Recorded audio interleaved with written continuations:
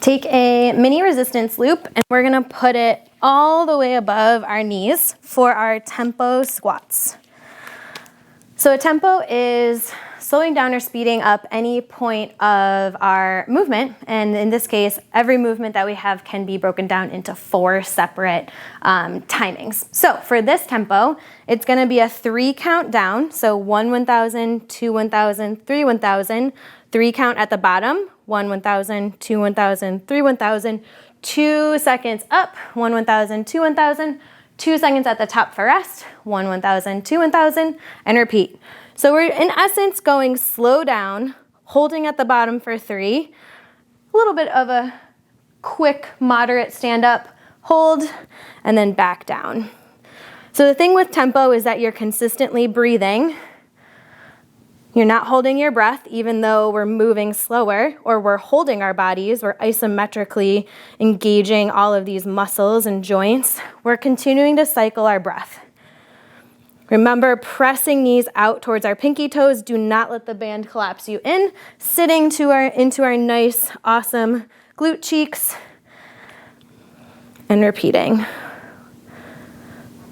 After this move, we're gonna unband ourselves and grab a longer band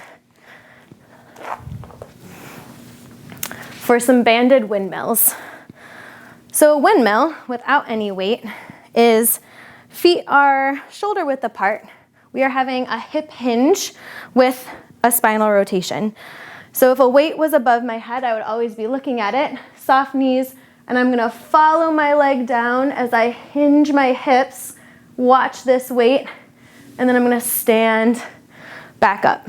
So let's just practice hinging and following our leg down and back up, or you can even reach for the middle of your feet if that feels more comfortable.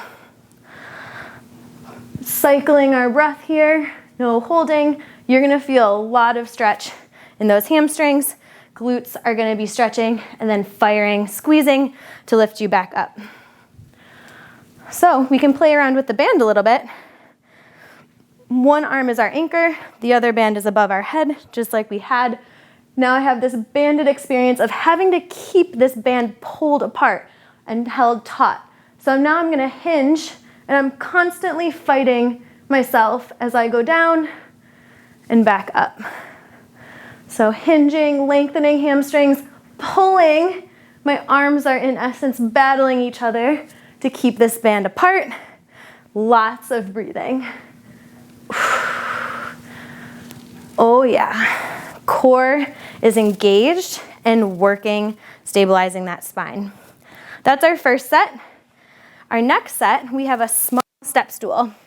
I only have a block, but the taller that you get, the more challenging it's gonna be, because you're gonna have more to step up onto. So we are just working on a step over. So I'm gonna step, ooh, this is tiny, and over. Let's do this way. So I'm gonna step, step, and over. Again, the taller the box, the more challenging it's gonna be, but we are also working on coordination here. So can we coordinate moving over this box, working our nervous system in a fun new way? Shoulders are down and relaxed, arms are relaxed, and we're breathing. Step overs. You can go slower. If you have a higher box, maybe you're just focusing on good form and not falling off. The last one in this set is gonna be a QL dip. So up onto your box, make sure your whole foot is supported.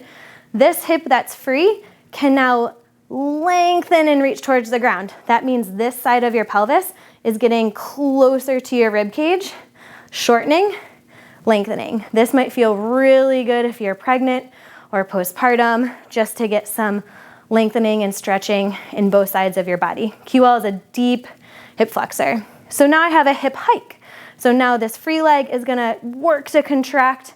This side is staying stable.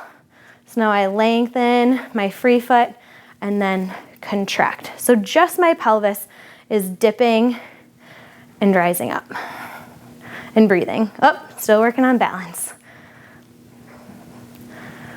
So you should feel glute lengthening as you sit into that joint, get a stretch. This side is also just lengthening as well, and pull it back and work. And then make sure you switch sides. So lengthen, hip hike, contract. Core is engaged, staying neutral, and breathing.